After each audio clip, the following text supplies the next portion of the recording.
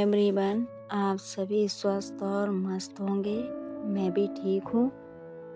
Story का नाम मिलके भी हम ना मिले। एपिसोड 3।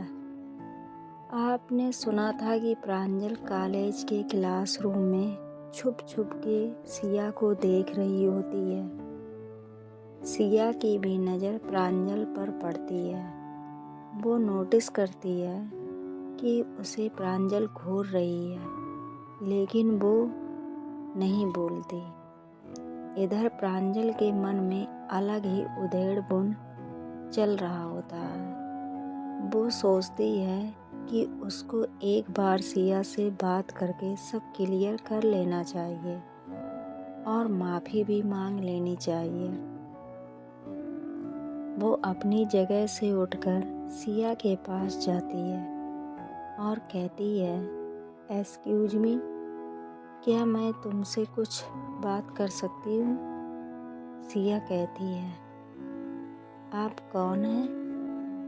मैं आपको नहीं जानती हूँ और जिसको मैं नहीं जानती उससे बात करना ज़रूरी नहीं समझती। प्रांजल बोलती है, ओ हेलो, तुमको पता भी है तुम किससे बात कर रही हो? मैं इस क्लास की टॉपर हूँ। आज तक किसी ने मुझसे ऐसे बात करने की हिम्मत नहीं की। सिया कहती है, आज तक किसी ने आपसे ऐसे बात नहीं की? इसका मतलब साफ है कि सब भेड़ की झुंड का हिस्सा है। But for your kind information, मैं बता दूं कि मैं उस भेड़ चाल का हिस्सा नहीं हूँ। जो मुझे सही लगेगा मैं वो ही करूँगी। प्रांजल बोलती है, व्हाट दी हेल यार, तुमको तो अब बात करने की तमीज़ भी नहीं है। मैं सोचती थी कि तुमसे अपने कल के किए हुए बिहेवियर के लिए माफ़ी मांग लूँगी, क्योंकि मुझे गिल्ट हो रहा था, लेकिन तुम तो उसके लायक ही नहीं हो। सिया बोली, थैंक यू ये बताने के लिए कि मैं किसके लायक नहीं हूँ। अब दोबारा मुझसे टकराने की गुस्ताखी ना करना। प्रांजल खींचते हुए वहाँ से तो चली जाती है, लेकिन दिल ही दिल सोच लेती है कि इसका घमंड तो तोड़ना ही पड़ेगा। सिया के साथ की लड़कियां बहुत खुश होती हैं कि किसी ने तो पंगा लिया प्रांजल से। अब प्रांजल इधर कहने को तो कॉलेज में बैठ के पढ़ रही होती है, लेकिन उसका पूरा दिमाग इस चीज़ में लगा होता है कि सिया से बदला कैसे लिया जाए। ऐसे ही टाइम निकलता है, छुट्टी होती है, दोनों घर चले जाते हैं। सिया बहुत खुश होती है कि आज अच्छे से प्रांजल की क्लास लगाई है, और प्रांजल बेचैन होती है कि बदला कैसे लिया जाए। दोनों फिर से कॉलेज आते हैं। सिया को थोड़ा लेट हो जाता है, वो जल्दी जल्दी आ रही होती है। तभी कॉलेज के फर्श पर पानी गिरने की वजह से उसका पैर फिसल जाता है और वो गिर जाती है। उसके पैर में काफ़ी चोट आ जाती है, उससे उठा भी नहीं जाता। क्लास में उस टाइम क्लास चल रहा होता है तो कोई उठाने वाला भी नहीं होता है। सिया परेशान हो जाती है, सोचती है कि क्या करूं अब। तभी प्रांजल उधर से आ रही होती है। उसकी नज़र सिया पर पड़ती है। वो उसे देखकर दौड़ के उसके पास बिना ये सोचे कि ये उसकी दुश्मन है, वो आती है और सिया को सहारा दे के उठाती है।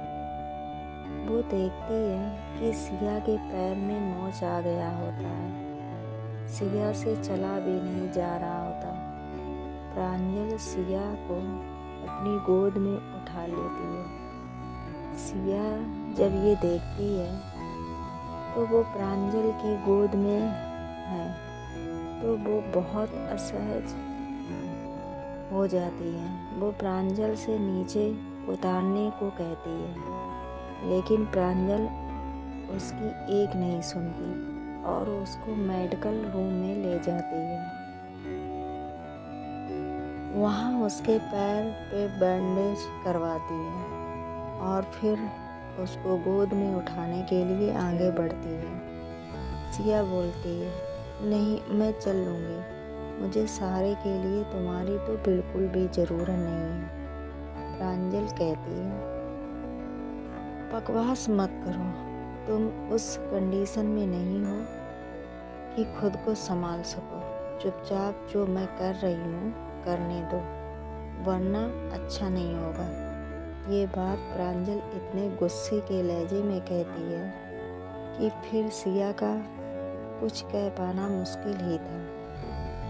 प्रांजल उससे कहती है कि वो तो अब चल नहीं सकती तो कॉलेज में रहने का कोई फ़ायदा नहीं। उसे घर चले जाना चाहिए और अपनी फैमिली वालों को बुलाने को कहती है।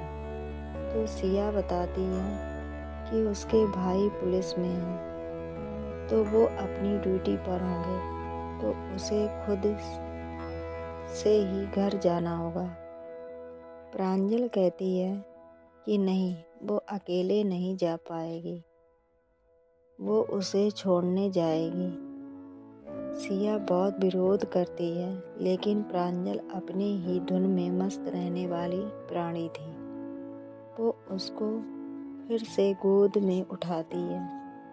इस बार सिया को अजीब सा फील हो रहा होता है।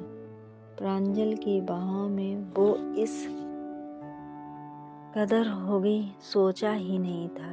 प्रांजल भी सिया को टच करके एक अलग ही एहसास हो रहा था। वो कॉलेज से बाहर आती है और एक ऑटो को रोकती है, उसमें सिया के साथ बैठ जाती है। अब देखते हैं आगे क्या होता है। Bye bye.